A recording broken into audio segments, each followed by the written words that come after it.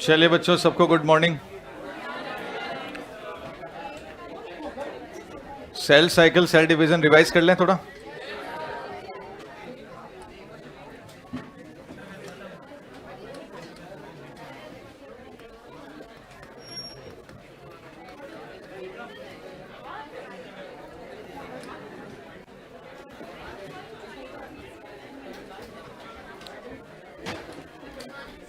Good morning.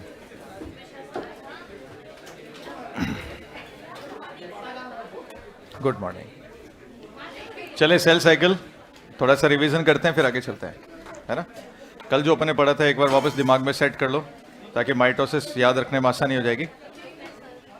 Cell cycle के लिए हमने कहा the sequence of event in which cell duplicates it genome, synthesizes other component and material and eventually divide into two daughter cell।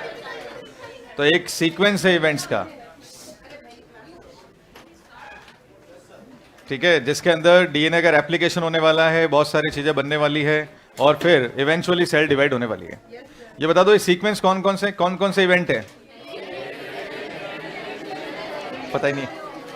हाँ, cell division, पहले DNA replication, फिर cell division और cell growth, ये 3 event है। क्या ये coordination में और जेनेटिकली कंट्रोल्ड भी है?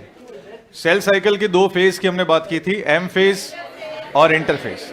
Interphase the phase between 2 M phase, 2 M के बीच में इंटरफेज है और लॉन्गेस्ट फेज है। सेल साइकिल का ड्यूरेशन किस बात पे डिपेंड करेगा? ऑर्गेनिज्म टू ऑर्गेनिज्म और cell to cell. Human cell कितने टाइम में डिवाइड होती है? 24 आवर। और ईस्ट 90 मिनट और बैक्टीरिया 20 मिनट्स के लगभग, वो 18 to 20 मिनट्स में डिवाइड कर जाती है, ठीक है। तो ऑर्गेनिज्म पे भी डिपेंड करेगा और सेल टू सेल भी करेगा। इंटरफेज को हमने लॉन्गेस्ट फेज बोला। The longest phase of the cell cycle is interphase because it is a preparative phase, क्योंकि यहाँ प्रिपरेशन चल रही है, इसलिए बहुत ज्यादा टाइम लेने वाला है। कितना टाइम लेने वाला है? 23 आवर्स, यानी मोर देन 95% ऑफ टाइम। क्या ये सेल इनएक्टिव है? इनएक्टिव फॉर डिवीजन, इसमें डिवीजन नहीं होगा इसलिए ये इनएक्टिव है, but highly active for metabolism. Metabolism बहुत चलने वाला है यहाँ पे, इसलिए ये एक्टिव है। अच्छा, किस फेज को ड्रामेटिक फेज बोलते हैं? कौन सी फेज शॉर्टेस्ट है? एम शॉर्ट है क्योंकि 1 घंटे में हो जाएगी और मतलब 24 में से 1 आवर के अंदर ही वो कंप्लीट हो जाएगी, इसलिए वो शॉर्ट भी है और उसी में डिवीजन होने वाला है। अच्छा, इंटरफेज में फर्स्ट फेज को हमने जीवन कहा था। जीवन यानी गैप फर्स्ट। यहाँ पे आरएनए बनेगा, यहाँ प्रोटीन्स बनेंगे और क्या होगा? सेल ऑर्गेनेली डबल हो जाएंगे। सेल ऑर्गेनेली का सिंथेसिस भी, ईआर, गोल्जी बॉडी, इन सब का सिंथेसिस भी कहाँ होने वाला है? जीवन में। तो सबसे लंबी फेज होगी जीवन फेज, ठीक है। यहाँ पे और किसकी प्रिपरेशन चल रही है? डीएनए रेप्लिकेशन की। डीएनए का जो रेप्लिकेशन है उसकी प्रिपरेशन भी यहाँ चल रही है। इस फेज में एक प्रोटीन लगा हुआ है जिसका नाम है इनहिबिटरी प्रोटीन, जिसको मैंने कहा था आरबी, रेटिनोब्लास्टोमा प्रोटीन, जो क्या कर रहा है? सबको इनहिबिट करके चल रहा है। फिर क्या होता है? सिग्नलिंग होती है। सिग्नलिंग इंटरनली भी हो सकती है और एक्सटर्नली भी हो सकती है। तो फिर बनता है साइक्लिन प्रोटीन, वो बनाता है सीडीके कॉम्प्लेक्स, वो करता है फिर फॉस्फोराइलेशन आरबी का, आरबी को कर देता है इनएक्टिव और फिर ग्रोथ स्टार्ट हो जाती है और वो एस फेज में चला जाता है। यहाँ पे सीडीके चेक क्या कर रहा है? डीएनए का स्ट्रक्चर। यानी वास्तव में यहाँ पे ब्रेक क्यों लगा था? यहाँ पे चेकिंग क्यों हो रही थी डीएनए का स्ट्रक्चर के लिए कि डीएनए रिपेयर्ड है या नहीं है, डीएनए रेडी है या नहीं है। अगर डीएनए रेडी है तो एस फेज में चला जाएगा। एस फेज में क्या होता है? एस फेज में क्रोमेटिन डबल हो जाता है, 2C का 4C हो जाता है, बट सेल रिमेन डिप्लॉयड, वो सेल 2N का 2N ही रह जाती है। ये चल रहा था न्यूक्लियस में। साइटोप्लाज्म में क्या होगा? सेंट्रियोल, सेंट्रोसोम डबल हो जाएंगे, हिस्टोन प्रोटीन भी सिंथेसाइज होना स्टार्ट हो जाएगा। ये एस फेज यानी सिंथेसिस में था। एस से अब जाएगा G2 में। G2 में भी प्रोटीन बनेंगे। एनसीईआरटी ने सिर्फ प्रोटीन लिखा है, लेकिन अपने को पता है कि अगर अलग प्रोटीन बनाना है तो अलग आरएनए बनाना ही पड़ेगा। तो आरएनए भी बनेंगे, प्रोटीन बनेंगे। ये प्रोटीन कौन सा होगा? ट्यूबुलिन। यहां पर भी एक चेक पॉइंट है जिसको हमने कहा था G2M चेक पॉइंट। यहाँ पे CDK2 या MPF बनेगा जो अलाउ करेगा कि हाँ जा सकता है। ये क्या चेक करेगा? डीएनए का रेप्लिकेशन पूरा हुआ है या नहीं हुआ है, इसको चेक करेगा। अगर रेप्लिकेशन पूरा हुआ है तो ठीक है, नेक्स्ट फेज में नहीं हुआ है तो G2 तक चलता रहेगा, ठीक है। यहां तक एक फेज और है G0। G0 phase. और क्या बोलते हैं इसको? Quiescent phase.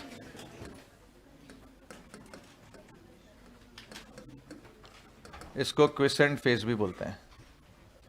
जी नॉट बोल दो, क्विसेंट बोल दो, क्या होता है इसमें? कब आती है फेज?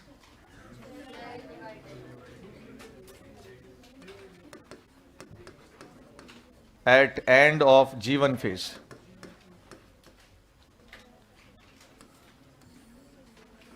ये कब आएगी? At the end of G1 phase, when cell will not get signal for division or cell becomes mature। अगर आप लोगों से क्वेश्चन पूछे कि कौन सी वाली सेल है जिसमें जी नॉट फेज आएगी, पहले तो जी नॉट फेज कब आएगी? कब आएगी? At the end of G1, जब G1 पूरी होने वाली होगी तब आएगी। और जी नॉट क्यों आएगी? क्या रीजन है? या तो सेल को डिवीजन का सिग्नल नहीं मिला, चेक पॉइंट ने अलाउ नहीं किया, सिग्नल नहीं मिला, और या फिर सेल मैच्योर हो गई है। जैसे अपन बोलते हैं मैरिस्टमेटिक सेल, समझते हो तुम लोग? मैरिस्टमेटिक सेल और एक होती है परमानेंट सेल। मैरिस्टमेटिक सेल में डिवीजन की एबिलिटी है, बट पैरेनकाइमा में नहीं है, कॉलेनकाइमा में नहीं है, स्क्लेरेनकाइमा में नहीं है। क्यों? क्योंकि वो मैच्योर हो गई है। तो अगर सेल मैच्योर हो गई है तो उसमें डिवीजन की एबिलिटी नहीं है, वो जी नॉट में चली जाएगी। और अगर सिग्नल नहीं मिला तो भी वो वेट करेगी, जी नॉट में चली जाएगी। और जब सिग्नल मिलेगा वापस G1 में आ जाएगी और फिर एस में जाएगी। यानी जो सेल ओकेजनली डिवाइड करती है वो भी जी नॉट में जाएगी। नहीं बातें समझ मारिए क्या? तो जी नॉट में कौन सी वाली सेल जाने वाली है? जिनका डिवीजन ओकेजनली होगा, कभी कभी होगा, और या फिर वो वाली सेल जो मैच्योर ही हो गई है। जैसे इसका एग्जांपल है मैच्योर वाले का हार्ट सेल, कार्डियक सेल्स, वो क्या हो गई? मैच्योर हो गई। मैच्योर होगी तो वो डिवीजन नहीं करेगी। ऑस्टियोसाइट सुना है तुमने? हड्डियां होती है हमारी, हड्डियों में एक सेल है, बोन की सेल, ऑस्टियोसाइट, वो मैच्योर है, वो डिवाइड नहीं करेगी। कॉन्ड्रोसाइट, कार्टिलेज में भी एक सेल है, वो भी डिवाइड नहीं करेगी, क्योंकि ये क्या हो गई है? मैच्योर हो गई है। लेकिन जो कभी कभी डिवाइड करेगी वो कौन सी हो गई? वो कौन सी सेल है जो कभी कभी डिवाइड कर सकती है, ओकेजनली डिवाइड कर सकती है, रेगुलर डिवीजन में नहीं जाती है? कोई आइडिया है किसी को? कभी कभी ओकेजनली डिवाइड करने वाली। एक होती है कंटिन्यूस डिवाइड करने वाली। नर्व सेल तो कभी करती नहीं है, नर्व सेल में कभी डिवीजन नहीं होता, वो परमानेंटली जी नॉट में है, क्योंकि उसमें सेंट्रोसोम ही नहीं है। और कोई सेल? जैसे कि एपिथीलिया, एपिथीलिया में जब इंजरी हो जाती है तो वो सेल वापस क्या करती है? डिवाइड करती है। इसको कहते हैं डी डिफरेंशिएशन प्रोसेस। एपिथीलियम जो है ना सेल, एपिथेलियल, ये परमानेंट सेल है, मैच्योर सेल है, लेकिन इसमें कभी कभी डिवीजन पॉसिबल है। हार्ट सेल में डिवीजन पॉसिबल नहीं है, इसलिए कहते हैं हार्ट अटैक आने के बाद में हार्ट वापस रिन्यू नहीं हो सकता। अगर हार्ट में डिवीजन की एबिलिटी होती तो अटैक आने के बाद में जो सेल मर जाती वो दोबारा से रिन्यू भी हो जाती, लेकिन ऐसा होता ही नहीं है। तो कुछ सेल तो परमानेंटली जी नॉट में चली गई और कुछ कभी कभी डिवीजन करेगी, वो जी नॉट में वापस G1 में एंट्री कर जाएगी। तो हमेशा एक बात ध्यान रखनी है सबसे पहले कि eight the end of G1 phase, G1 phase के एंड में जी नॉट आएगी। मान लो G1 फेज चल रही है और G1 फेज के लास्ट में क्या आ जाएगी? एक फेज जिसको अपन ने क्या बोला है? जी नॉट।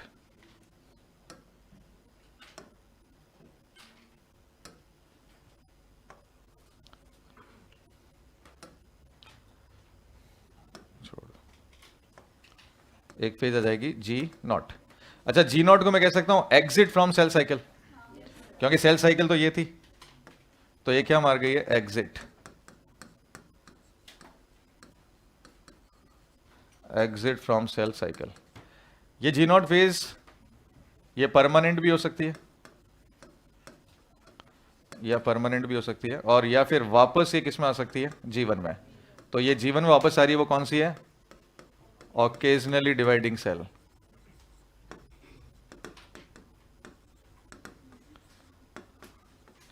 अब बताओ जो परमानेंट है उसका एग्जांपल क्या है? Cell permanent in G naught phase कौन सी है? Heart cell, mature heart cell, और nerve cell, osteocyte, chondrocytes,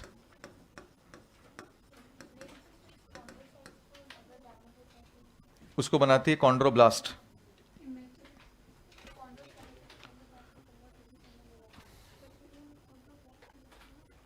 fibroblast बनाती है ऑस्टियोब्लास्ट एंड कॉन्ड्रोब्लास्ट। फाइब्रोब्लास्ट एक सेल है, the most abundant cell of the connective tissue is a fibroblast. वो modify होती है, वो बनाती है ऑस्टियोब्लास्ट, वो बनाती है कॉन्ड्रोब्लास्ट। ऑस्टियोब्लास्ट डिवाइड करके क्या बनाती है? ऑस्टियोसाइट। कॉन्ड्रोब्लास्ट क्या बनाती है? कॉन्ड्रोसाइट। ठीक है, अब ये कॉन्ड्रोसाइट और ऑस्टियोसाइट मैच्योर सेल है। अब वापस मान लो नई कॉन्ड्रोसाइट बनाती है, तो कॉन्ड्रोसाइट कॉन्ड्रोब्लास्ट में कन्वर्ट नहीं होगी, फाइब्रोब्लास्ट कॉन्ड्रोब्लास्ट में कन्वर्ट होगी और फिर वापस नया कॉन्ड्रोसाइट बनाएगी। ओवरऑल मैच्योर सेल है। अच्छा, ओकेजनली डिवाइड करने वाली सेल का एग्जांपल क्या हो गया? Epithelium. When cell become damage, after damage या डेड हो जाएगी तब ये बनाएगी। नर्व सेल क्यों है जी नॉट फेज में? क्योंकि इसमें सेंट्रोसोम नहीं है। डिवीजन के लिए कौन से ऑर्गेनेल की जरूरत है? सेंट्रोसोम।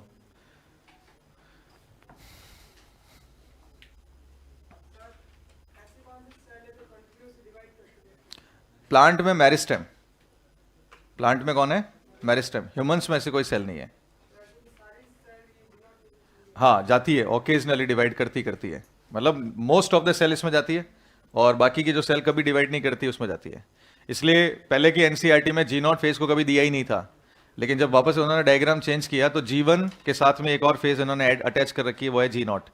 हाँ, कैंसर सेल वो अलग होगी ना, वो एबनॉर्मल सेल होगी, वो नॉर्मल सेल नहीं है। भाई कैंसर क्या ह्यूमन की बॉडी की नॉर्मल टिश्यू या नॉर्मल सेल है क्या? नहीं है, वो अपने आप में एक एबनॉर्मल सेल है जो कंटिन्यूसली डिवाइड करेगी। हाँ, देखो बात इतनी सी है कि जीवन फेज चल रही थी, जीवन फेज चल रही थी और उसके आगे कौन सी फेज आने वाली है? एस फेज आने वाली है। जब जीवन फेज कंप्लीट हो गई, मान लो जीवन फेज कंप्लीट हो गई है, तो हो सकता है कि इसको सिग्नल नहीं मिले, डिवीजन करने के लिए सिग्नल नहीं मिले, तो सेल निकल के कहां चली जाए? जी नॉट में। जीवन से एस में जाने के लिए एक चेक पॉइंट था, वो चेक पॉइंट था जीवन एस चेक पॉइंट। वो अलाउ करता है एस फेज में जाने के लिए। मान लो वो चेक पॉइंट बना ही नहीं और उसने अलाउ किया ही नहीं, तो फिर क्या होगा? उस जीवन फेज के बाद में क्या आने वाली है? तो फेज कौन से आने वाली है? जी नॉट। तो हम ये कह रहे हैं कि सेल अब कौन सी फेज में माइग्रेट कर गई है? जी नॉट में। इसको हमने क्या बोला है? क्विसेंट। क्विसेंट का मतलब है अब आगे का कोई प्रोसीजर नहीं होगा, अब ये शांत है। क्विसेंट का मतलब ये होता है अपने आप में शांत, कि वो शांत हो गया, अब कोई आगे काम नहीं करने वाला है। और अगर हो सकता है कि सेल परमानेंटली जी नॉट में चले जाए, वापस कभी जीवन में आए ही नहीं, ऐसी भी हो सकती है। तो ऐसी कौन सी सेल होगी? मैच्योर हार्ट सेल होगी, नर्व सेल होगी, ऑस्टियोसाइट होगी, कॉन्ड्रोसाइट्स होगी, ये मैच्योर सेल है, ठीक है, जो वापस कभी जीवन में नहीं आएगी। और कभी कभी ऐसा भी हो सकता है कि जी नॉट से निकल के वापस जीवन में आ जाए और फिर सेल साइकिल में एंट्री कर ले। तो वो कौन सी सेल होगी जो ओकेजनली डिवाइड करती है, कभी कभी डिवाइड करती है, रेगुलर डिवाइड नहीं करती है? वो कौन सी हो सकती है? डैमेज एपिथेलिया, जो कभी कभी डिवाइड करता है, या replacement of alimentary canal wall. हमारी जो एलिमेंट्री कैनाल की दीवार है ना यार, दूसरे तीसरे दिन में वापस रिपेयर होती है, नई बनती है। बक्कल चैम्बर की जो एपिथेलिया है वो रिप्लेस होती है, ईसोफेगस की एपिथेलिया रिप्लेस होती है, स्टमक की एपिथेलिया रिप्लेस होती है। तो कैसे? इसका मतलब वो ओकेजनली डिवाइड करती है, पहले वो जी नॉट में चली जाती है, वापस जीवन में आके नई सेल बना देती है। सुन हमारी बात।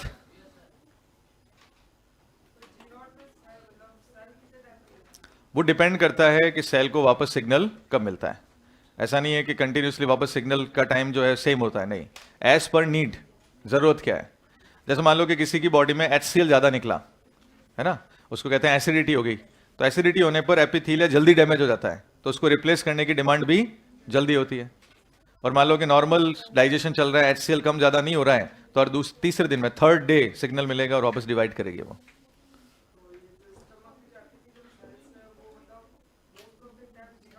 Most of the time G naught phase में रहता है। जीवन तो पहुंच गया, जीवन के एंड पर क्या हो गया? वो जी नॉट आएगी, फिर वापस घूम के जीवन में एंट्री करेगी। ऑर्गेनली डबल रहेंगे, ऑर्गेनली उस टाइम डबल रहेंगे, लेकिन वो लंबे टाइम तक जब उसमें रहेगी तो ऑर्गेनली कई डेड भी हो जाएंगे, फिर वापस नए ऑर्गेनली बनाने की जरूरत पड़ेगी। यानी जी नॉट में सेल मरी नहीं है। यही तो एनसीईआरटी समझाना भी चाहती है कि जी नॉट का मतलब ये नहीं है कि सेल डेड है, जी नॉट का मतलब है सेल मेटाबॉलिकली एक्टिव है, लेकिन क्या नहीं चल रहा उसमें? डिवीजन नहीं चल रहा, प्रोलिफरेशन नहीं चल रहा। प्रोलिफरेशन के लिए इनएक्टिव है, इसका मतलब अपने ऑर्गेनेली को काम में तो ले ही रही है। हाँ, डॉर्मेंसी अलग चीज हो गई।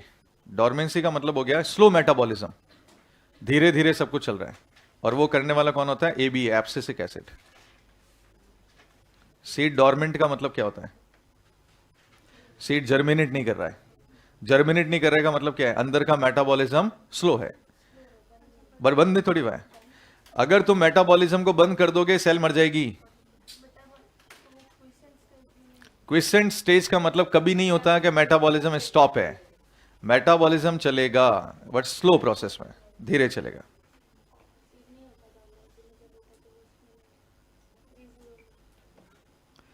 देखिए, सीड मान लो कि डॉर्मेंसी में चला गया, सीड डॉर्मेंसी में चला गया, तो डॉर्मेंसी का मतलब ये नहीं है कि सीड मर गया है, वो इस फेज में गया है, जी नॉट में गया है। तो जी नॉट का मतलब है मेटाबॉलिज्म चल रहा है लेकिन वो लिविंग है, ब्रीदिंग उसमें हो रही है, मेटाबॉलिज्म चल रहा है, सब कुछ चल रहा है। लिवर के सेल भी जी नॉट में होते हैं। लिवर सेल भी बहुत लंबे, 1 ईयर के बाद में, 1 साल बाद डिवाइड करते हैं वो, क्योंकि लिवर के सेल इतने बिजी है कि उनको डिवीजन नहीं करना होता है। तो लिवर के सेल भी जी नॉट में होते हैं। मरती है बहुत टाइम बाद में, रिप्लेसमेंट हो सकता है उसमें, रिपेयरिंग पॉसिबल है, लेकिन नॉर्मल अगर सेल है तो 1 साल बाद डिवाइड करती है। तो मोस्ट ऑफ द ड्यूरेशन में वो कौन सी फेज में रहती है? जी नॉट। तो क्विसेंट फेज का मतलब क्या है? सेल मेटाबॉलिकली एक्टिव है but inactive for what? Proliferation. Proliferate नहीं कर रही, वो डिवाइड नहीं कर रही है। मेटाबॉलिज्म है तो एक्टिव है।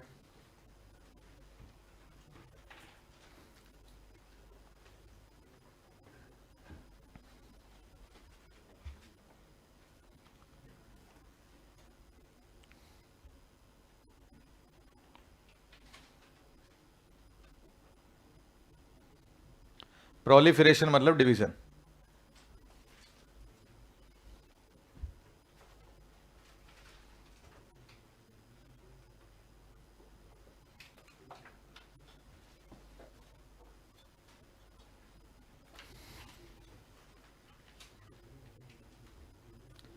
सेल अगर डेड होगी तो मेटाबॉलिकली इनएक्टिव होगी।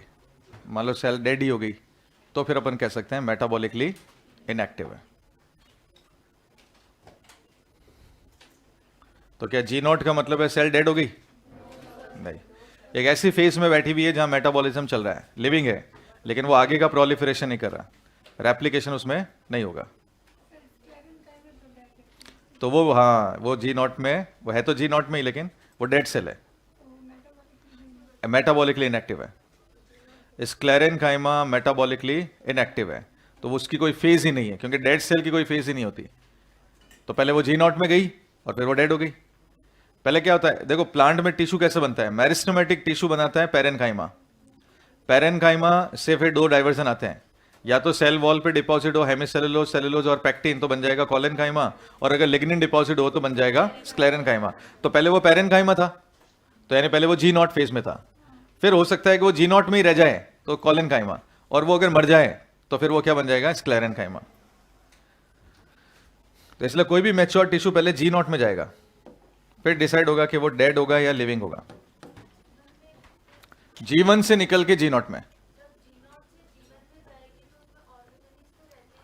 वो ऑर्गेनेली को कंज्यूम कर चुका है। मैं यही बात कह रहा हूं, क्योंकि जी नॉट कब तक रहेगी ये अपने को पता है क्या?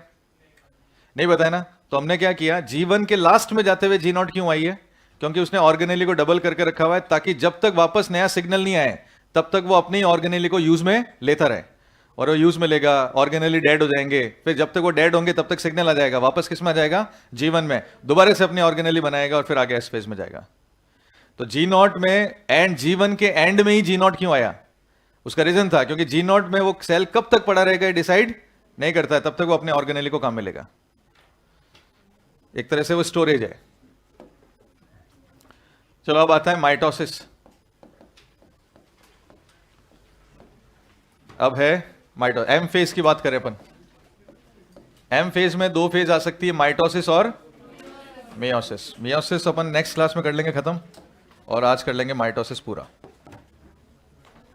क्या मैं माइटोसिस को इक्वेशनल डिवीजन कह सकता हूं?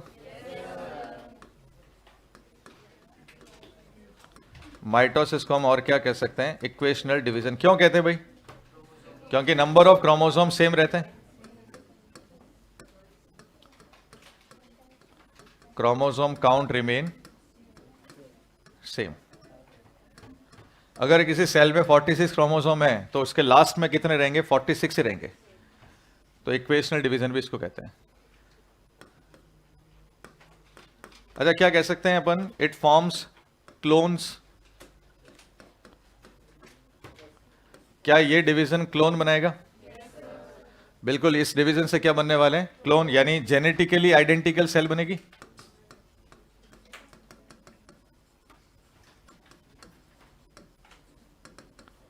जेनेटिकली आइडेंटिकल सेल बनेगी। Next point, it is responsible for growth.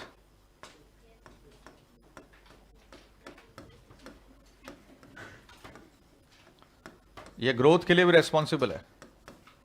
जैसे मान लो कि जाइगोट से लेके पूरी जो बॉडी बन जाती है, उसके लिए जिस डिवीजन की रिक्वायरमेंट है वो कौन सा है? माइटोसिस। तो जब भी माइटोसिस होगा तो हमेशा क्या बनेंगे? क्लोन्स बनेंगे। ये क्लोन्स आपस में भी सेम होंगे और पेरेंट के साथ भी सेम होंगे, तो genetically and morphologically same. It is responsible for growth, zygote से लेके बॉडी बनाने तक। अच्छा, अब ये जो बॉडी है, इस बॉडी में दो टाइप की सेल हो सकती है, एक डिप्लॉइड और दूसरी कौन सी है? हैप्लॉइड। दो टाइप की सेल हो सकती है, बट हैप्लॉइड को गैमिट्स कहते हैं। हैप्लॉइड को गैमिट्स कहते हैं, और गैमिट्स बनाने के लिए मियोसिस चाहिए होता है। लेकिन ये जो डिप्लॉइड सेल है, अगेन क्या करेगी? माइटोसिस। ये दोबारा से क्या करेगी? माइटोसिस, जिससे क्या रहने वाला है? बॉडी मैनेज रहने वाली है, यानी डिप्लॉइड रहने वाली है। डिप्लॉइड स्ट्रक्चर को मेंटेन करने के लिए, डिप्लॉइड को मेंटेन रखने के लिए भी किसकी जरूरत पड़ेगी? माइटोसिस। इसलिए एनसीईआरटी ने एक लाइन लिखी है, माइटोसिस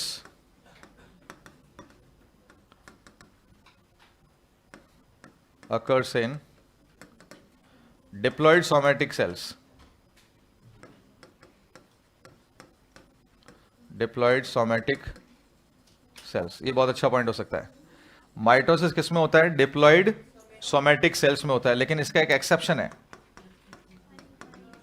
उसका एक्सेप्शन है सोशल इंसेक्ट, जो एनसीईआरटी ने यूज में लिया है, और वो सोशल इंसेक्ट है male honey bee. Male honey bee, जिसको हम ड्रोन कहते हैं।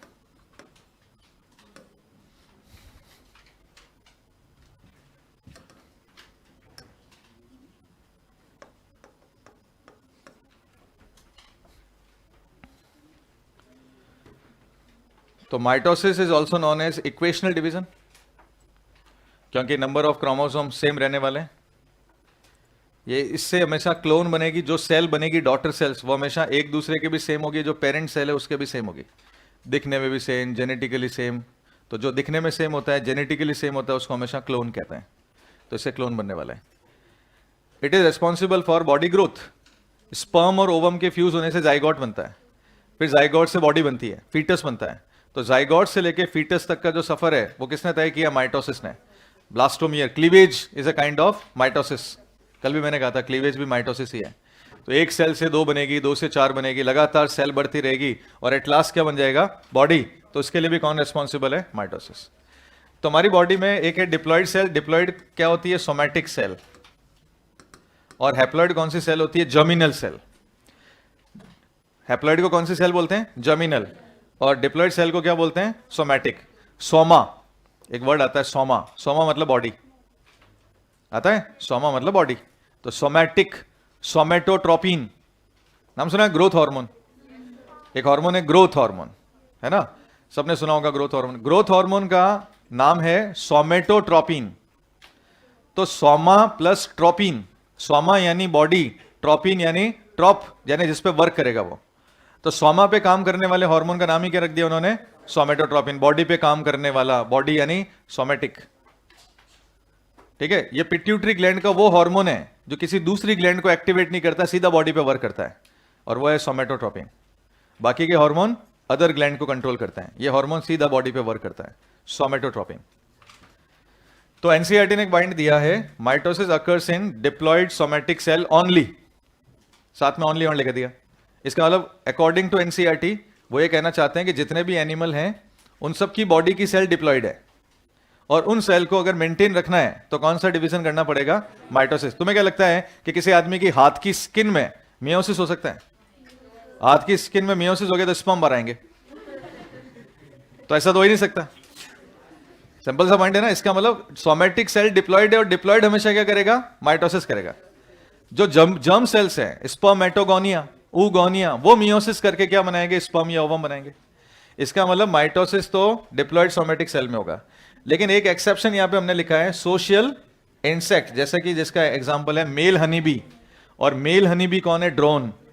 ड्रोन, एनसीईआरटी ने एक लाइन लिखी है ड्रोन के बारे में कि ड्रोन के ना तो फादर हैं ना ही सन है, उसके क्या है? ग्रैंडफादर और ग्रैंडसन है। इसका मतलब ये जो मेल ड्रोन है ये डायरेक्टली किससे बना हुआ है? उस गैमेट से बना हुआ है जो कि फर्टिलाइज नहीं हुआ।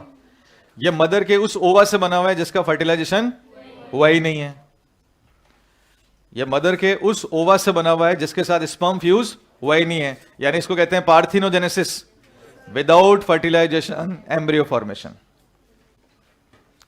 तो उसकी बॉडी में भी क्या चल रहा है? माइटोसिस चल रहा है। हटा दूं ये?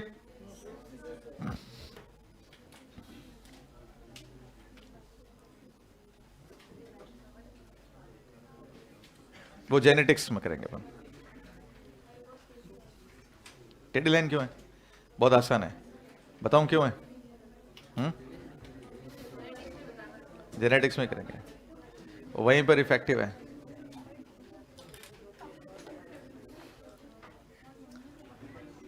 किडनी सेल भी रिपेयर होती है, बिल्कुल होती है। किडनी सेल रिपेयर होती है, लिवर की सेल रिपेयर होती है, एपिडर्मिस रिपेयर होती है। तो ऑब्वियसली बात है, रिपेयर करने के लिए भी कौन सा टिश्यू, माइटोसिस होना चाहिए। किसी भी टिश्यू में रिपेयरिंग के लिए भी माइटोसिस। हटा दूं?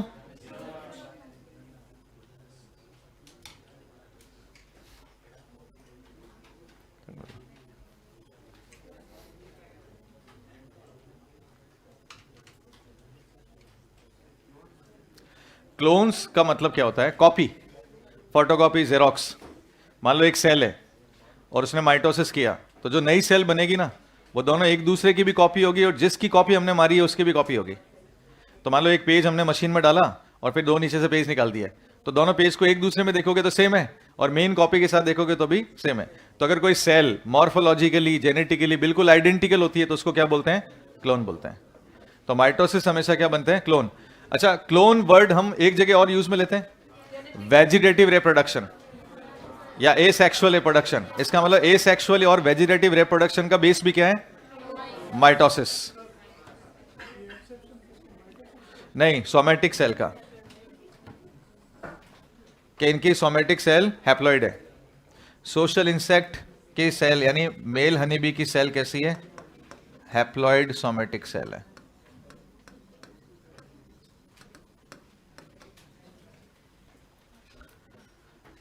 बाकी के अंदर डिप्लॉइड सोमेटिक सेल है। मेल हनी बी में कौन सी सेल है? हैप्लॉइड सोमेटिक सेल है।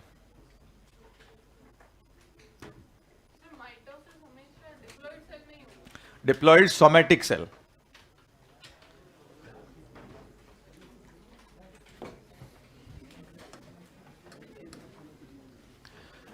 तो मैं बोल सकता हूं इट इज बेस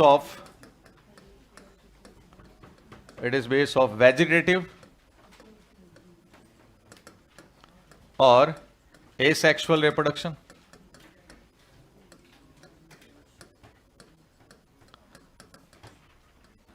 वेजिटेटिव और एसेक्सुअल रिप्रोडक्शन का भी बेस क्या है? माइटोसिस, क्योंकि इनसे हमेशा क्लोन ही बनते हैं।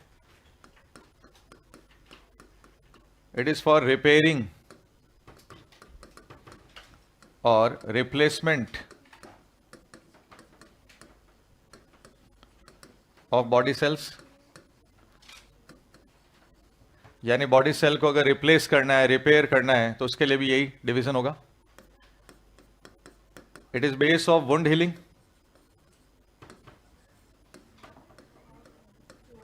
तो वाउंड जो हील करना है उसके लिए भी कौन सा डिवीजन होगा? माइटोसिस. स्किन कट गई और दोबारा से स्किन बनानी है तो कौन सा डिवीजन चाहिए? माइटोसिस चाहिए. इन लोअर प्लांट्स एग्जाम्पल है ब्रायोफाइट्स.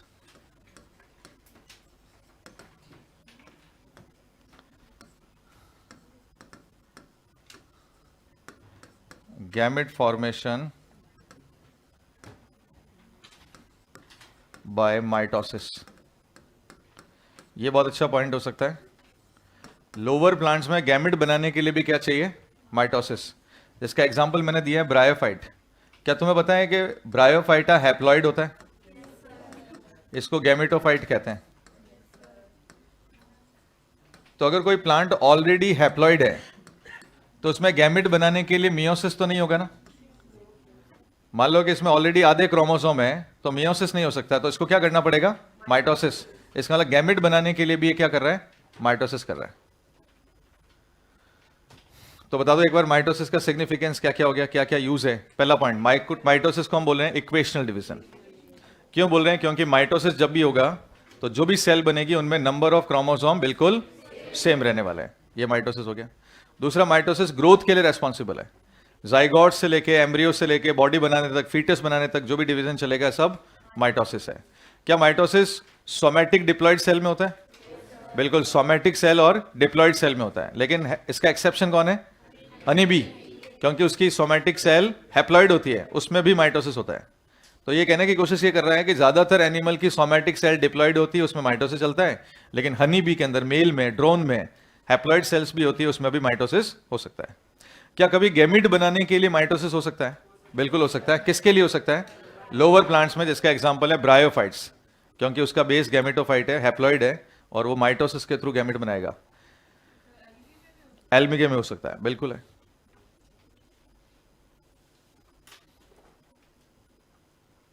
वाउंड हीलिंग के लिए भी यही है. रिपेयरिंग रिप्लेसमेंट प्रोसेस के लिए, एलिमेंट्री कैनाल को रिप्लेस करने के लिए भी यही है. बक्कल चैम्बर की सेल को रिप्लेस करने के लिए भी माइटोसिस है.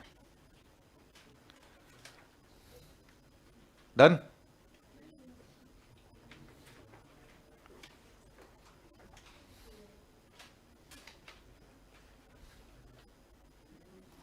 तो इतने सारे काम कौन कर रहा है? माइटोसिस कर रहा है.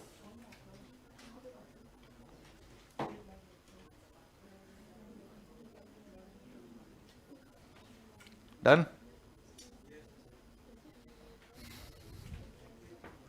चलिए नेक्स्ट पॉइंट पर आते हैं. हटा दूं?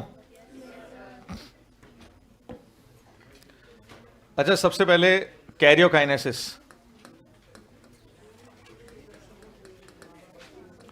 सबसे पहला प्रोसेस आ रहा है कैरियोकाइनेसिस. बताओ कैरियोकाइनेसिस का मतलब क्या है? न्यूक्लियर डिवीजन है.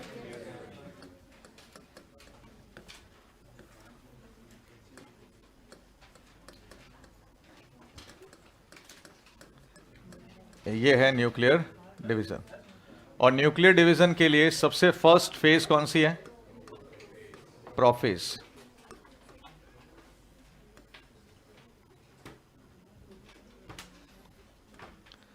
सबसे पहली फेज कौन सी है? प्रोफेज. अब ये प्रोफेज कब शुरू होगी ये देखना है. हम कौन सी फेज को प्रोफेज बोलेंगे, क्या स्टार्टिंग होने वाली है, इसको समझते हैं. तुम्हें एमपीएफ याद है? एम फेज प्रमोटिंग फैक्टर, जिसको मैंने और क्या कहा था? सीडीके 2. एक था सीडीके 1 और एक था सीडीके 2 और था एमपीएफ. माइटोसिस प्रोफेज लाने वाला कौन है? एमपीएफ. प्रमोट, इसका नाम ही क्या है? एम फेज प्रमोटिंग फैक्टर, यानी एम फेज को प्रमोट करेगा. ये क्या कर रहा है? सबसे पहले इसने क्या किया? एमपीएफ में वर्ड क्या लिखा हुआ है? सीडीके. के क्या है? काइनेज. काइनेज क्या होता है? फॉस्फोराइलेशन करता है. तो इसने सबसे पहले क्या फॉस्फोराइलेशन किया? क्रोमेटिन यानी हिस्टोन फॉस्फोराइलेशन. तो पहला स्टेप इसका क्या हुआ? हिस्टोन फॉस्फोराइलेशन हुआ. बात समझ आ रही है क्या?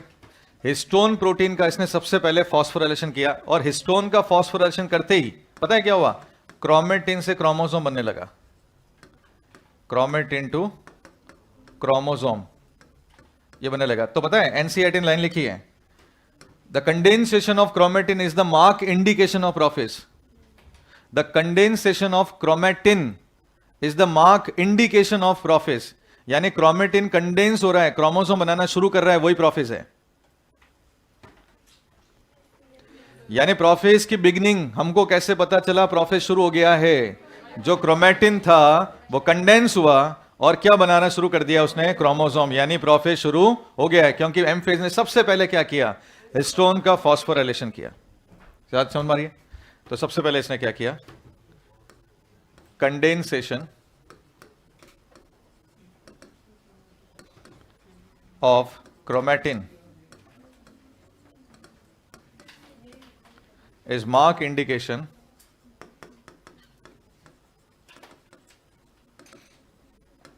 of prophase. ये सबसे पहला पॉइंट हो गया।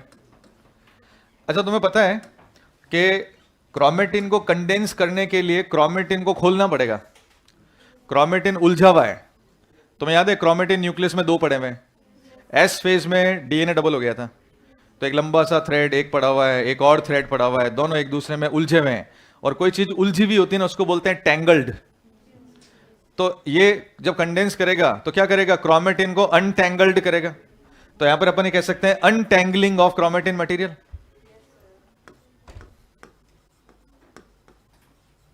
अनटैंगलिंग ऑफ क्रोमेटिन मटेरियल, ये सबसे पहला स्टेप हुआ। इसके बाद इसने क्या किया? इसके बाद इसने किया फॉस्फोराइलेशन ऑफ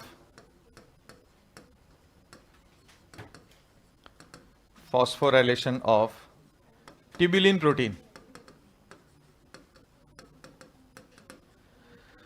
दूसरे स्टेप में इसने फॉस्फोराइलेशन किसका किया? ये फर्स्ट स्टेप है ना, ये फर्स्ट स्टेप था, ये दूसरा स्टेप था। दूसरे स्टेप में किसका फॉस्फोराइलेशन किया? ट्यूबुलिन प्रोटीन है ना। जब ट्यूबुलिन प्रोटीन का फॉस्फोराइलेशन होगा, बताओ क्या होगा? स्पिंडल फाइबर ऑर्गेनाइज होने स्टार्ट हो जाएंगे। दूसरे स्टेप में सेंट्रियोल और centrosome forms spindle fibre. Spindle fibre बनाने वो स्टार्ट कर देगा। तो देखो स्पिंडल फाइबर कैसा दिखेगा? ऐसा दिखेगा। इसके ऊपर से छोटे छोटे फाइबर निकलेंगे और कुछ फाइबर लंबे होंगे, कुछ फाइबर होंगे लंबे, कुछ फाइबर होंगे छोटे। जो फाइबर छोटे हैं उनको बोलते हैं एस्ट्रल रेज। क्या बोलेंगे? Astral rays. जो छोटे हैं वो एस्ट्रल रेज हैं और जो बड़े हैं वो स्पिंडल फाइबर हैं। जो बड़े हैं उनको हम स्पिंडल फाइबर कहते हैं। Astral rays plus spindle fibre is called mitotic apparatus.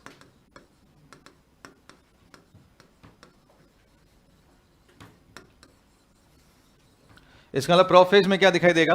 Mitotic apparatus दिखाई देगा, यानी एस्ट्रल रेज के साथ में लंबे लंबे स्पिंडल फाइबर दिखाई देंगे। तारे दिख रहे हैं? मुझे पूरा यकीन है दिखेंगे। एस्ट्रल है ना, दिखेंगे नहीं क्या? एस्ट्रल का मतलब तारा होता है।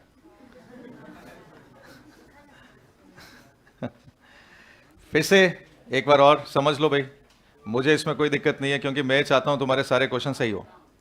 ठीक है, सबसे पहला स्टेप मैंने बोला कि सारा खेल खेलने वाला खिलाड़ी कौन है? एमपीएफ। माइटोसिस को प्रमोट करने वाला भी कौन है? एमपीएफ है। एमपीएफ जो अपने आप में सीडीके है, साइक्लिन डिपेंडेंट काइनेज है, और काइनेज वही होता है जो फॉस्फोराइलेशन करता है। तो इसका काम था फॉस्फोराइलेशन करना। तो इसने सबसे पहले जिसका फॉस्फोराइलेशन किया वो है हिस्टोन।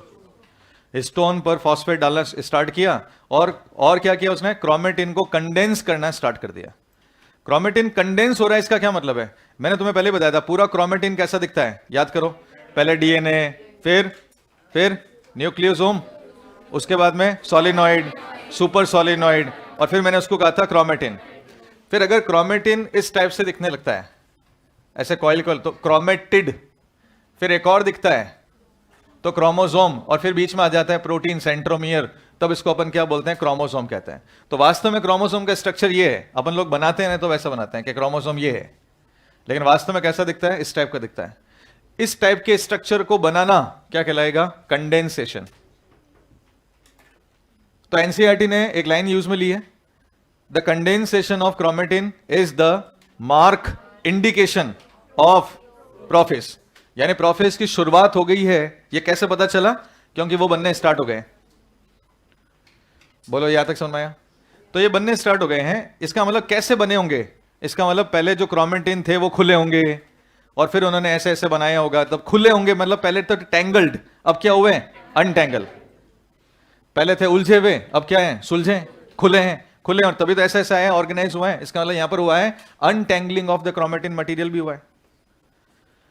बताओ ये पहला स्टेप समझ में आया क्या, प्रोफेस का ये पहला स्टेप था, ठीक है। दूसरे स्टेप में क्या किया, दूसरे स्टेप में ट्यूबुलिन प्रोटीन को याद करो बच्चों, माइक्रोट्यूब्यूल, माइक्रोट्यूब्यूल, ट्यूबुलिन प्रोटीन, उसको फॉस्फोराइलाइज किया। तो माइक्रोट्यूब्यूल जा जाके किसके ऊपर चिपकने स्टार्ट हो गए, सेंट्रियोल पे। माइक्रोट्यूब्यूल आए सेंट्रियोल पे चिपके, माइक्रोट्यूब्यूल आए सेंट्रियोल पे चिपके, थोड़े बहुत छोटे, थोड़े बहुत लंबे। तो छोटे वो तारे जैसे दिख रहे हैं, तो एस्ट्रल रेज, जो लंबे हैं वो स्पिंडल दिख रहे हैं, तो स्पिंडल फाइबर, इन दोनों को मिलाकर क्या कहते हैं, माइटोटिक अपैरेटस, यानी यह माइटोटिक अपैरेटस दिख रहा है।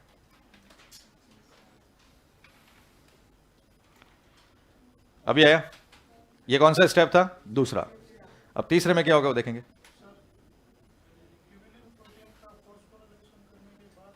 तो लंबे लंबे माइक्रोट्यूब्यूल्स बनते हैं, बिल्कुल सही। हिस्टोन प्रोटीन कंडेंसेशन के लिए रिस्पॉन्सिबल है, वो क्रोमेटिन में कम था, अब और ज्यादा होगा। कंडेंस करने का मतलब क्या होता है, आप उसमें चीजें कंसंट्रेट कर रहे हो, है ना, तो और हिस्टोन डाल रहे हो, साथ में और नॉन हिस्टोन प्रोटीन, और हिस्टोन और नॉन हिस्टोन, तो क्या होगा, वो कंडेंस हो जाएगा।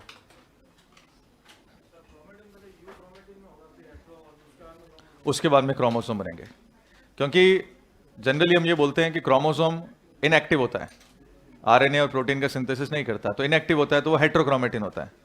यू क्रोमेटिन में स्टोन होते हैं कम, हेट्रोक्रोमेटिन में होते हैं स्टोन ज्यादा, और क्रोमोसोम में होते हैं और ज्यादा स्टोन। तो पहले यू क्रोमेटिन से हेट्रो, हेट्रो से क्रोमोसोम।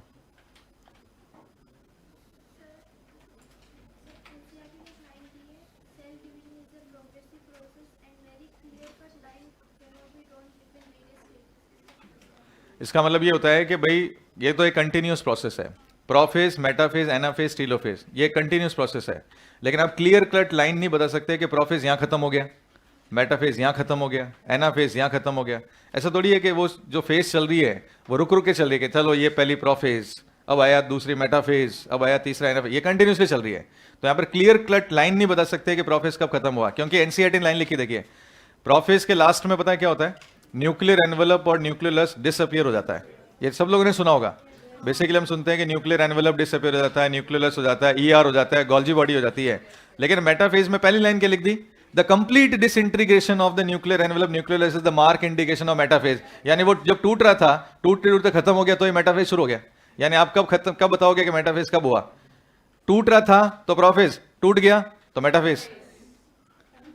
तो इसका मतलब क्या हुआ, यहां पे मार्क वो क्लियर कट नहीं है डिवीजन के भाई कौन सी फेज कहां है।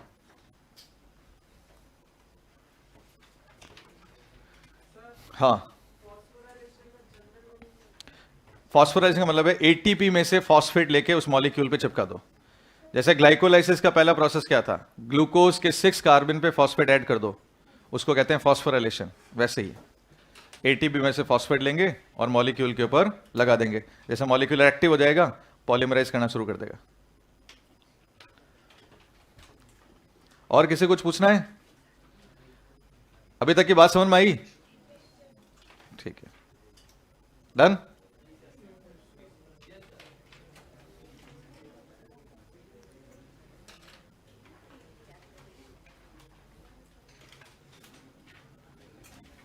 तो एक बार बता दो यार, प्रोफेज की शुरुआत कब हुई, कंडेंसेशन ऑफ क्रोमेटिन मटेरियल। अच्छा, क्रोमेटिन को कंडेंस करने के लिए टैंगलिंग होगी या अनटैंगलिंग होगी, अनटैंगलिंग, यानी जो उलझा हुआ है उसको सुलझाना पड़ेगा। तो अनटैंगलिंग साथ साथ में चल रही है और क्रोमोसोम से, क्रोमेटिन से क्रोमोसोम बन रहा है। इसके बाद में ट्यूबुलिन प्रोटीन जो माइक्रोट्यूब्यूल है वो सेंट्रियोल पे जाके चिपक रहे हैं, तो तारे जैसा दिख रहा है, स्टार, तो इसने नाम क्या रख दिया, एस्ट्रल रेज। अच्छा ये बताओ मेरे को, क्या सेंट्रियोल प्लांट में होता है क्या? तो वहां पर क्या एस्ट्रल रेज बनेगी क्या? तो बोलेंगे एनेस्ट्रल, वहां तारा नहीं बनेगा क्योंकि सेंट्रियोल नहीं होता, बट माइक्रोट्यूब्यूल ऑर्गेनाइज तो हो सकता है। याद करो, माइक्रोट्यूब्यूलर ऑर्गेनाइजेशन रीजन जरूर था, तो स्पिंडल बनेगा लेकिन तारा नहीं बनेगा, यहां तारा बनेगा। और एस्ट्रल रेज दिखना स्पिंडल फाइबर के दिखने को क्या बोलते हैं? माइटोटिक अपैरेटस कहते हैं। ये माइटोटिक है।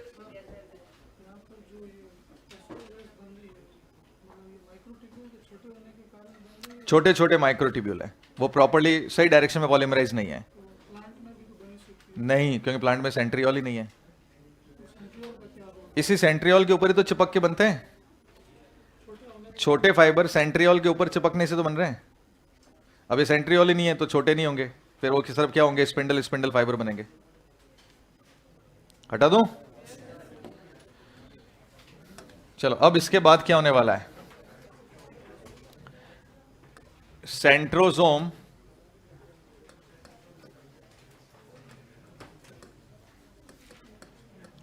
begins to move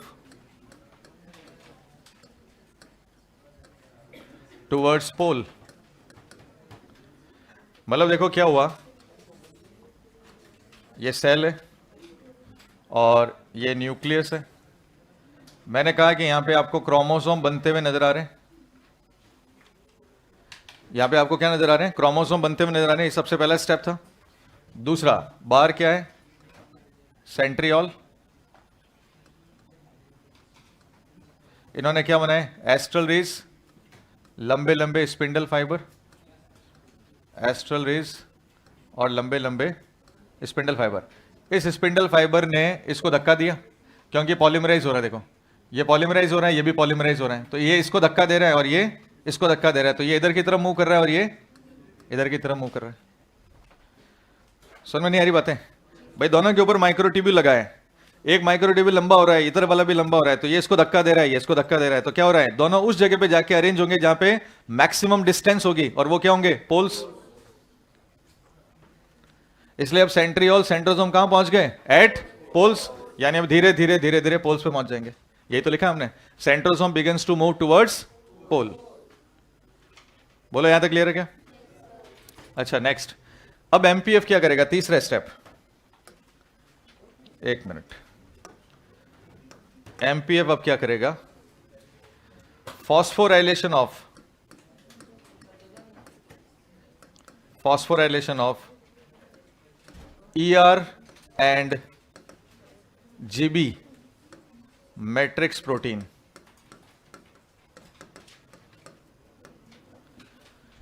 तीसरे स्टेप में लास्ट में जाते जाते क्या कर देगा?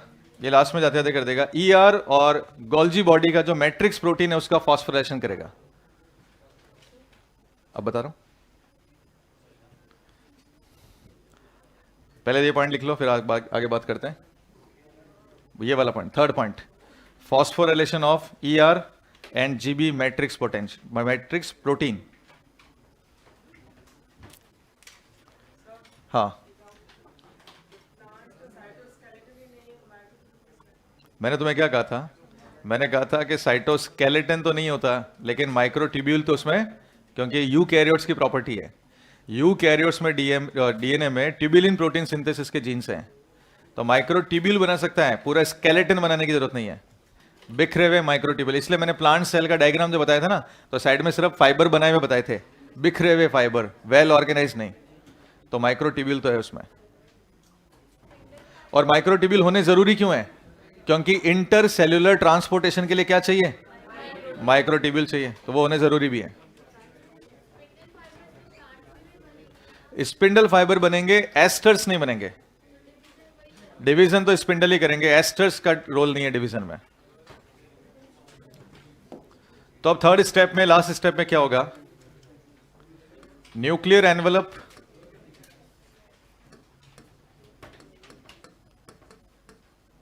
Nucleolus, ER and GB disappear। मतलब न्यूक्लियर एनवेलप हट गया, न्यूक्लियोलस हट जाएगा, ईआर हट जाएगा और जीबी हट जाएगा। सारा खेल किसने खेल दिया? ईआर ने, क्योंकि फॉस्फोरिलेशन किसका हो गया? ईआर का। You know that ER is a continuous extend of outer nuclear membrane. तो जब ईआर हटना स्टार्ट होगा तो बाहर वाला न्यूक्लियर मेम्ब्रेन हट जाएगा, और उसके साथ साथ में अंदर वाला अनस्टेबल, क्योंकि चिपके हुए थे कई कई जगह पे। याद करो, न्यूक्लियर पोर कॉम्प्लेक्स। तो बाहर वाला हटेगा तो जैसे वो खींचेगा तो अंदर वाली मेम्ब्रेन भी बाहर। सारा का सारा न्यूक्लियोप्लाज्म निकल के साइटोप्लाज्म में मिक्स, और अंदर न्यूक्लियोलस जो स्फेरिकल स्ट्रक्चर था वो डिसअपियर, क्योंकि वो बड़े वॉल्यूम के अंदर आ गया। सारे के सारे क्रोमोसोम बिखर के साइटोप्लाज्म में आ जाएंगे, है ना। तो अब क्या हो गया? क्रोमोसोम को बिखेर के कहां लाना था? साइटोप्लाज्म में, क्योंकि अब क्रोमोसोम को पकड़ पकड़ के डिवाइड करना है। तो न्यूक्लियस जब तक हुआ तब तक ये काम नहीं हो सकता। न्यूक्लियोप्लाज्म सिर्फ न्यूक्लियोप्लाज्मिन जो है ना, उसका भी फॉस्फोरिलेशन हुआ। देखो हमने लिखा क्या है? ईआर, जीबी और मैट्रिक्स प्रोटीन। तो जो जो मैट्रिक्स के प्रोटीन है उन सब का हो गया। उसमें भी कौन सा वाला? न्यूक्लियर लेमिन, अंदर वाला जो इंटरमीडिएट था उसका भी फॉस्फोरिलेशन हुआ। पूरा पूरा न्यूक्लियस बिखर गया। हाँ, फॉस्फोरिलेशन से इनएक्टिव नहीं हो गए, हाइपर एक्टिव हो गए, बिखर गया। फॉस्फोरिलेशन से चीजें बन रही है। ये न्यूक्लियस है, देखिए कैसे हुआ। फॉस्फोरिलेशन प्रोसेस में हो क्या रहा है?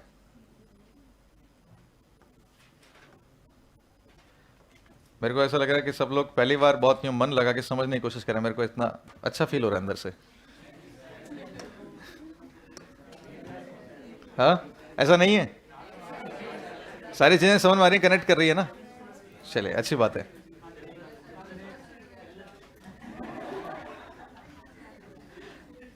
अच्छा देखो, ये न्यूक्लियर मेम्ब्रेन, और मैंने कहा इसको अंदर से सपोर्ट देने वाला कौन था? न्यूक्लियोप्लाज्मिन, याद है?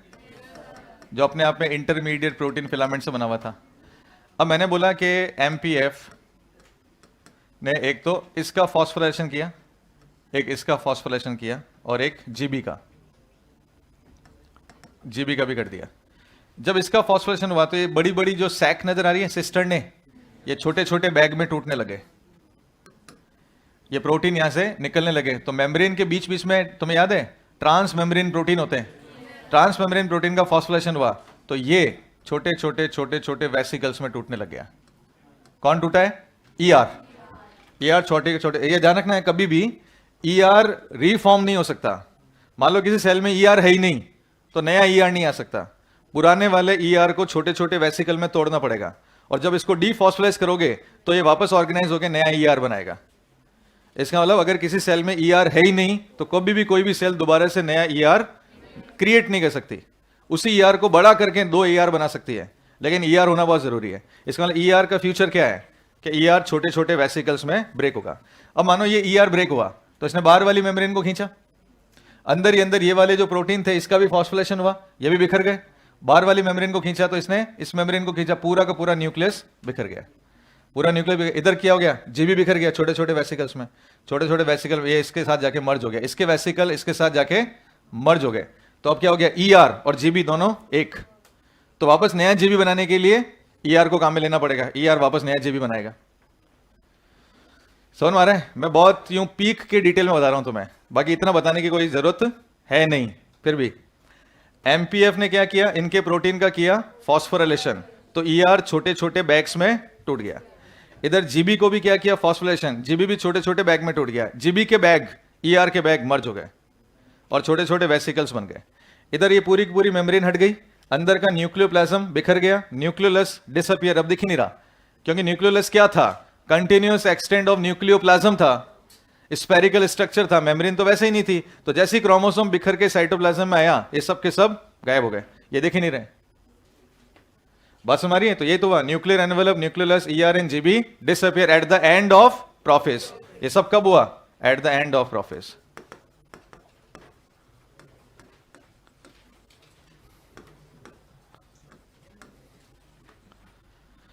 इसका मतलब अब क्या शुरू होने वाला है? मेटाफेज। तो जब आप प्रोफेज के एंड में किसी सेल को देखते हो तो कैसे नजर आएगी?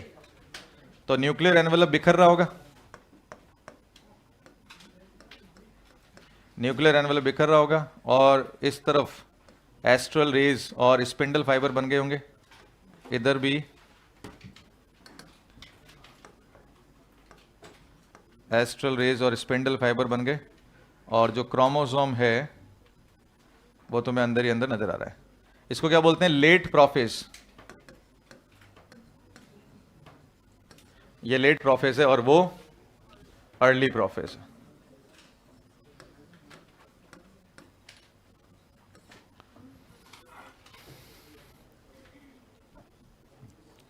तो जब आपको न्यूक्लियर एनवेलप बिखरता हुआ नजर आए, समझ लेना लेट प्रोफेज है। और जब न्यूक्लियर एनवेलप पूरा नजर आए, क्रोमोसोम बन रहे हो, स्पिंडल एपेरेटस, ये मेटाफेज एपेरेटस दिख रहा हो, तो वो अर्ली प्रोफेज है।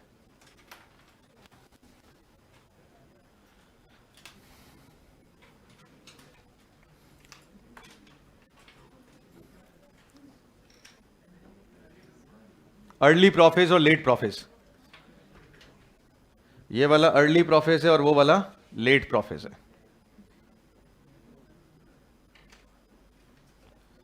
तो एक बार मेरे को बता दो कि मेन 3 इवेंट्स कौन कौन से हुए प्रोफेज में।